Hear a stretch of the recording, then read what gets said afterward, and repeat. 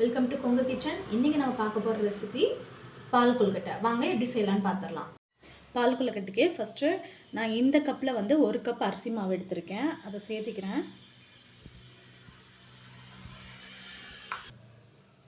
கொஞ்சமாக சால்ட்டு.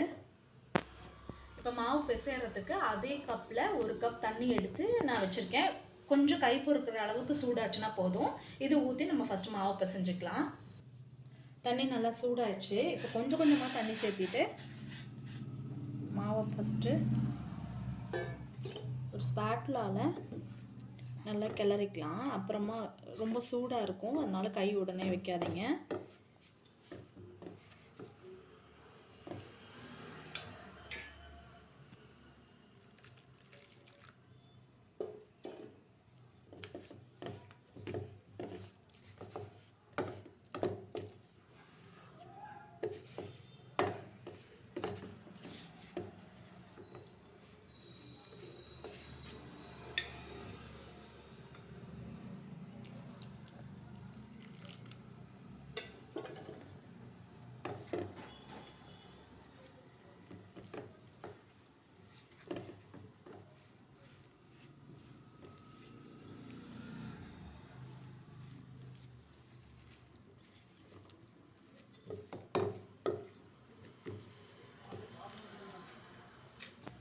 மாவு நல்லா இப்படி கலந்தாச்சு. இப்போ கூட வந்து கொஞ்சமாக தேங்காய் எண்ணெய் விட்டுக்கிறேன். இப்போ கை வச்சு நல்லா பிசைஞ்சு எடுத்துக்கோங்க. ரொம்ப இறுக்கமாகவும் இருக்கக்கூடாது, ரொம்ப லூஸாகவும் இருக்கக்கூடாது. கரெக்டாக அந்த உருண்டை பிடிக்கிற பதத்துக்கு இருக்கணும்.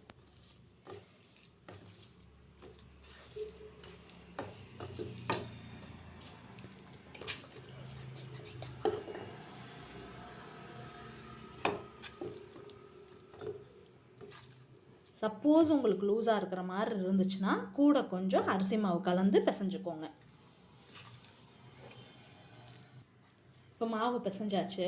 இதுலேருந்து கொஞ்சமாக மாவு, கொஞ்சம் இந்த அளவுக்கு மாவு எடுத்து தனியாக வச்சுக்கோங்க. இது எதுக்குன்னு நான் கடைசியாக சொல்கிறேன். இப்போ இந்த மாவு எல்லாமே சின்ன சின்ன உருண்டையாக பிடிச்சி எடுத்துக்கலாம். இந்த மாதிரி உருண்டை பிடிச்சிக்கோங்க.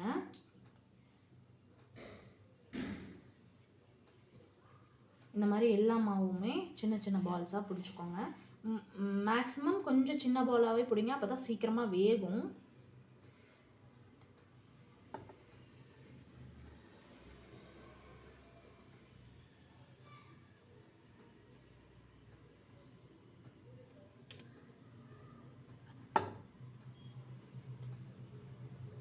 ஒரு பேன் வச்சுட்டு நான் மாவிழந்த அதே கப்பில் 1 கப்பு வெல்லம் எடுத்திருக்கேன். இந்த வெல்லம் சேர்த்துக்கலாம். இது முழுகிற அளவுக்கு தண்ணி ஊற்றினா போதும்.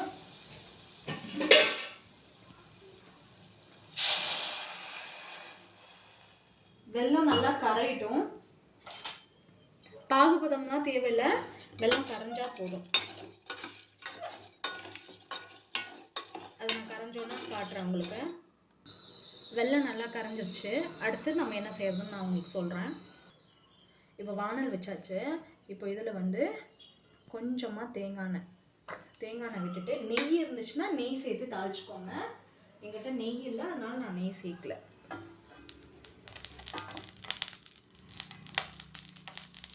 ஒரு சின்ன துண்டு பட்டை அதை சேர்த்துக்கோங்க. பட்டை சேர்த்திட்டு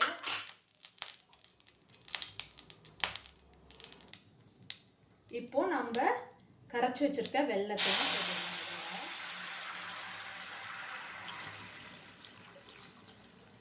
ஃபில்டர் பண்ணி சேர்த்திக்கோங்க. வெல்லத்தில் நிறைய தூசு இருக்கும். இது கூட 1/2 கப் அளவுக்கு தண்ணி. இப்போ ஃப்ளேம் ஃபுல்லாக வச்சுட்டு இது தண்ணி கொஞ்சம் அந்த வெள்ளை தண்ணி பபிள்ஸ் வரும்போது நம்ம உருண்டை பிடிச்சி வச்சுருக்க எல்லாத்தையும் கொஞ்சம் கொஞ்சமாக சேர்த்திக்கலாம். ஒரு 2 பார்ட்டாக சேர்த்திக்கோங்க. அப்போ தான் வேகிறதுக்கு ஈஸியாக இருக்கும். ஓரத்துலலாம் இந்த மாதிரி பபிள்ஸ் வருதுல்ல, இந்த டைமில் வந்து கொஞ்சம் கொஞ்சமாக நம்ம உருண்டை பிடிச்சி வச்சுருக்கிறதெல்லாம் அது நல்லா வெள்ளை தண்ணியிலே வேகணும். இப்போ நான் ஒரு செட் ஃபுல்லாக போடுறேன்.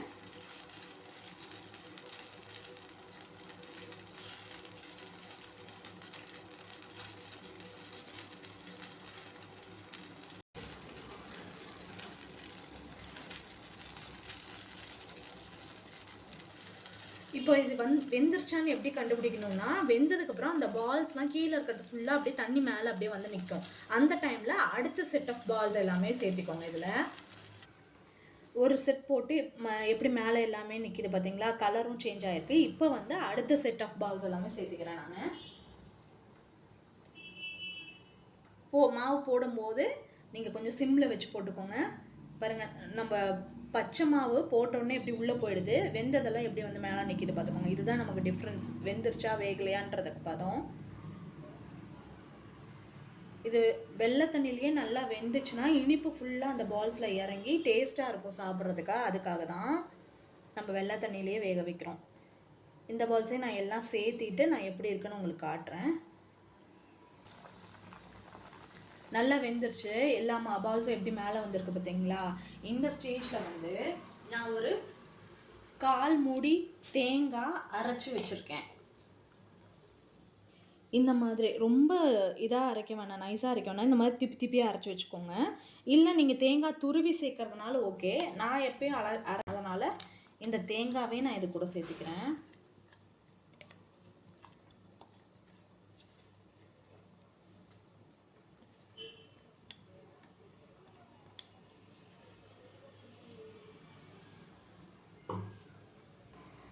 தேங்காய் சேர்த்தாச்சு.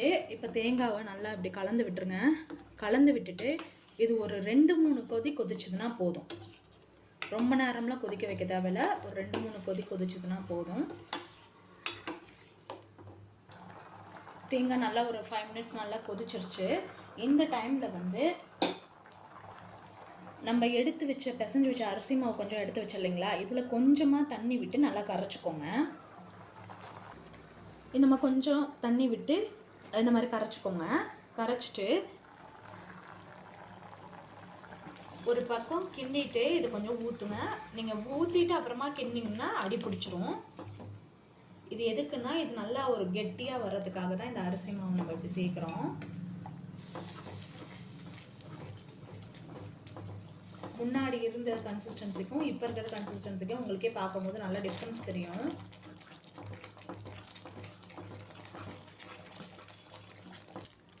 அவ்வளோதாங்க, பால் கொழுக்கட்டை நல்லா ரெடி ஆகிடுச்சு. இந்த கன்சிஸ்டன்ஸ்லேயே நம்ம ஃப்ளேம் ஆஃப் பண்ணிடலாம்.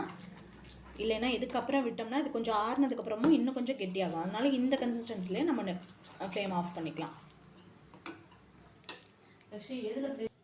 அவ்வளோதாங்க, செஞ்சு முடிச்சாச்சு. கண்டிப்பாக இது ரொம்ப டேஸ்ட்டாக இருக்கும். நீங்கள் வீட்டில் ட்ரை பண்ணி பார்த்துட்டு எப்படி இருக்குன்னு எனக்கு கமெண்ட் பண்ணுங்கள். பிடிச்சிருந்தால் லைக் பண்ணுங்கள், சப்ஸ்கிரைப் பண்ணுங்கள். டெய்லி நம்ம video morning 12 o'clock evening 6 PM update ஆகும். செக் அவுட் பண்ணி பாருங்கள். சப்ஸ்கிரைப் பண்ணாமல் நிறைய பேர் பார்த்துட்ருக்கீங்க. சப்போர்ட் பண்ணி சப்ஸ்கிரைப் பண்ணுங்கள். Thank you so much.